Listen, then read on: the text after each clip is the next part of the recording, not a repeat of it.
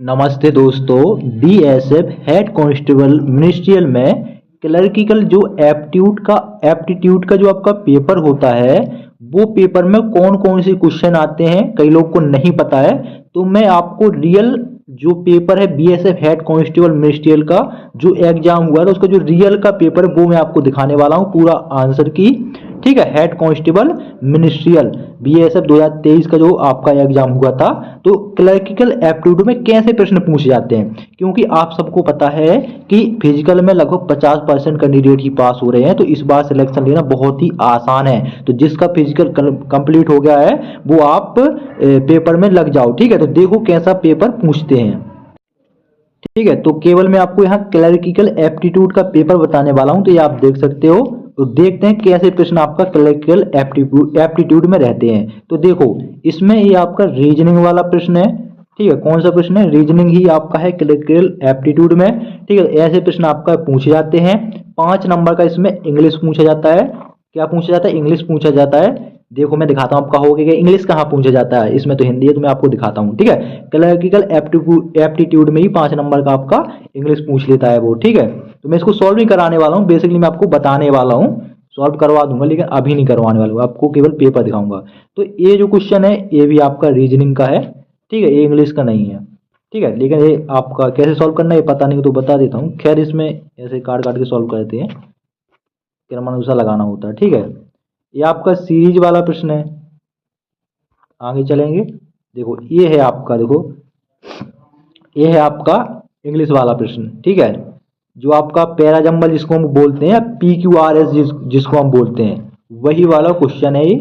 ठीक है, जो कि आपका रीजनिंग में दे रखा है। ठीक है, तो इसको लाइन से लगाना पड़ता है कि 3 आएगा पहले, तो यानी मंडावी बीच के बाद फिर आएगा आपका 1 नंबर टू वाइट।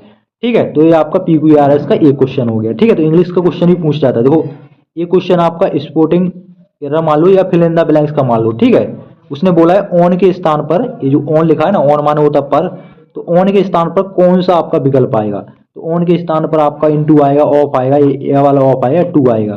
ठीक है, तो इंग्लिश का ये प्रश्न है, दो दो प्रश्न हो गए। ठीक है, ये तो सीरीज वाला है। ठीक है, तो क्लर्किकल एप्टीट्यूड में पूरा रीजनिंग ही है, मात्र 5 नंबर का इंग्लिश है। ठीक है, तो डबल इसमें फायदा होगा, तो जिसकी रीजनिंग अच्छा है तो वो इसमें फायदा ले लेगा। ठीक है, और चलते हैं और देखते हैं। ये देखो ये प्रश्न आपका रीजनिंग का, इसमें अटक जाते हैं अच्छे अच्छे लोग। ठीक है, मानसिक अभिरुचि वाला ये प्रश्न है, यूपी पुलिस में आप पढ़े होंगे। ठीक है, ये आपका तो सीरीज वाला प्रश्न है। सभी वीडियो पूरा देखना भैया, काम आएगा। ये देखो आपका, ये आपका वो क्या बोलते हैं, स्पेलिंग एरर वाला क्वेश्चन है। तो उसने बोला कौन सा आपका स्पेलिंग एरर है। ठीक है, स्पेलिंग मतलब वर्तनी हुई कहते हैं हिंदी में, इंग्लिश में कहते हैं स्पेलिंग एरर। ठीक है, ये देखो, अब उसने कहा है कि भाई रेखांक वाक्यांश का सबसे उपयुक्त अर्थ चुनिए। मतलब यहाँ पर कौन सा आपका विकल्प आने वाला है ये आपको बताना था। ठीक है, तो इसमें दिया गया है आपका इंग्लिश। जब आपका इंग्लिश दिया गया तो आपको इंग्लिश में ही पता करना पड़ेगा कौन सा। अब इसमें भले ही आपका हिंदी में लिखा है, तब लिखा है, लेकिन आपको जब इस इंग्लिश का मतलब ही पता नहीं हुआ तो आप हिंदी का क्या करोगे जान के, आपको इंग्लिश से ही लगाना पड़ेगा। ठीक है, बाकी अगर आपका ट्रांसलेशन अच्छा तो कर सकते हो। ये the bomb exploded student ran helter skelter, तो इसके स्थान पर क्या आएगा? तो इसके स्थान पर आएगा A D D sorry A disorderly hatched. ठीक है, क्या आएगा? ए डिसऑर्डरली हैश्ड आएगा, ऑप्शन 4। ठीक है, तो ये भी रीजनिंग का, इसमें कोई दिक्कत नहीं। कितने हो गए? 3-4 प्रश्न बता दिए मैंने आपको इंग्लिश वाले, और चलते हैं और दिखाता हूँ। ये देखो ABPQRS का प्रश्न है, 4 प्रश्न हो गए। ठीक है, PQRS पढ़ लेना अच्छे से। और देखो ये तो ठीक है, रीजनिंग है, ये भी रीजनिंग है। ये देखो ये भी आपका स्पोर्टिंग एरर वाला प्रश्न है।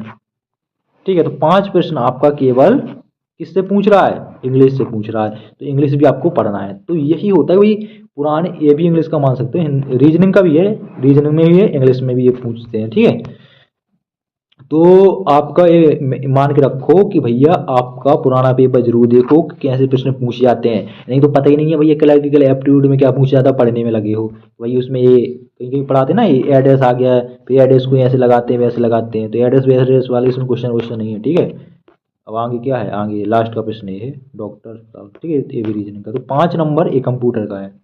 ठीक है, तो 5 नंबर का आपका इसमें वो इंग्लिश पूछा जाता है। ठीक है, तो इंग्लिश पर थोड़ा ध्यान दे लेना, क्योंकि एक एक नंबर इसमें इंपॉर्टेंट है। और आपका जैसे 20 नंबर का रीजनिंग है और 20 नंबर का क्लरिकल एप्टीट्यूड है, तो 20 में से 15 नंबर तो आपका रीजनिंग ही है इसमें, तो 20 35 और 5 नंबर इंग्लिश, मतलब 40 नंबर का है पूरा, मतलब 35 नंबर का इसमें रीजनिंग पूछा जाएगा। ठीक है, 5 नंबर का वो इंग्लिश है। कुछ डाउट हो तो पूछ लेना। जय हिंद।